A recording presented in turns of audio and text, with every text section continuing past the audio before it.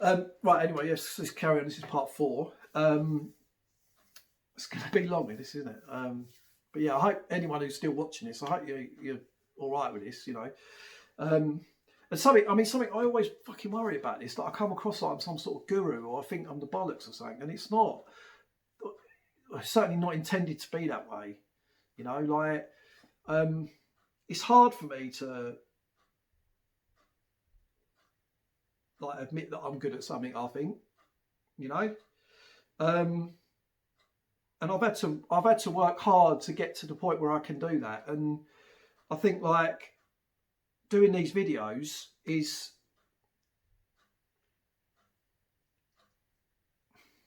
like, sometimes I look at it as though it's like the collective voice of like everybody that I work with in my counselling, you know, like, because a lot of the things that I write on my page or do videos about, they're always about, you know, this theory that I've learned, but this is how I applied it, and this is how it works with somebody.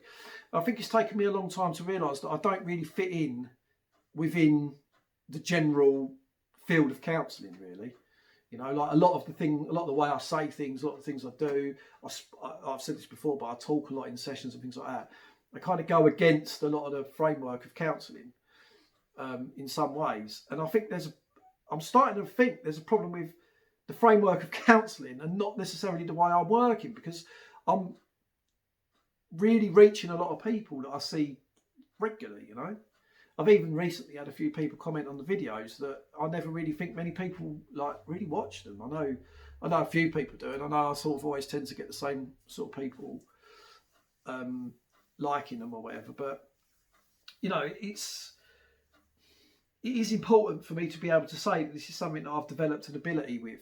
But the only reason that I have is because I've been through a lot of this stuff, and I've gone to counselling myself, and I've worked on myself for 3 years, and I was lazy with it. I probably only needed to be there 6 months, but I dragged that shit out for 3 years because I couldn't be bothered to do all the things that she was asking me to do. I felt like, go to counselling once a week, that'll sort me out. You know, she'll say some magic word that will make me feel better, some sentence that will crop up that will make me feel like everything's all right again.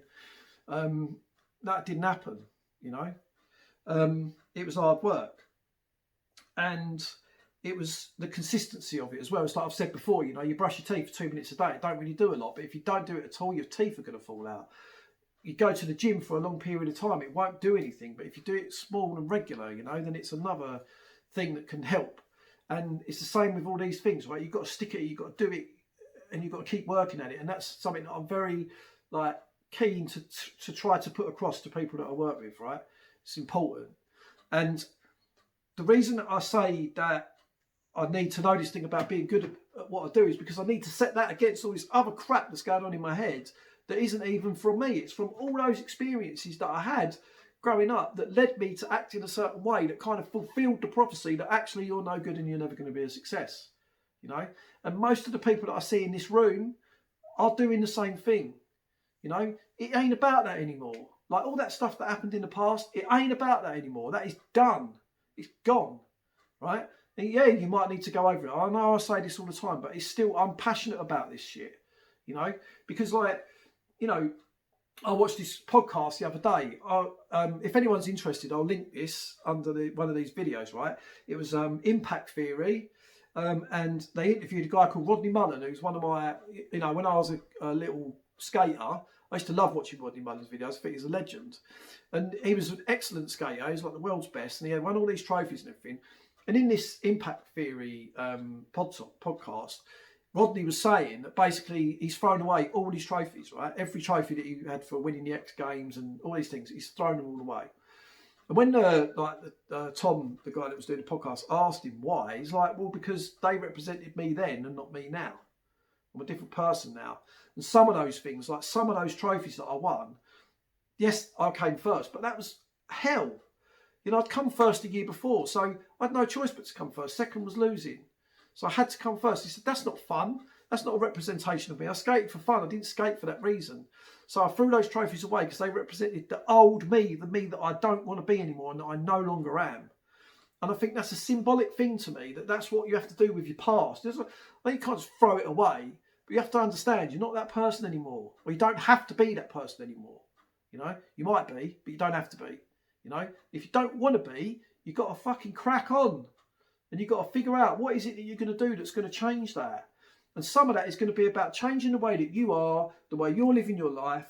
You know, none of this like positive thinking all the time stuff. It's like, look, man, realistically, what can you do about your life that's going to make it better? Like, this is something that I think is really good for people. So if you've got, and this happens all the time, right? Get a person who's really depressed, really down. Say to them, look, man, you need to find some sort of video or something, right, that you can watch that you think is useful, right? That is something that you can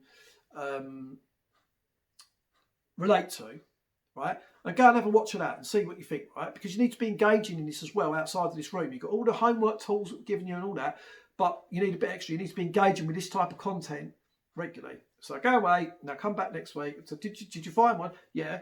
What did you do? Yeah, I watched it. I wonder how many times did you watch it? I watched it once. Excuse me. It's kind of like, well, what the fucking good is that going to do? Like watching it once. You need to be watching it. So it's literally like, look, every morning when you wake up, watch it. It's 5 minutes, right? Watch it when you get up. Watch it when you go to bed. Every day until you can pretty much fucking recite that video word for word, right?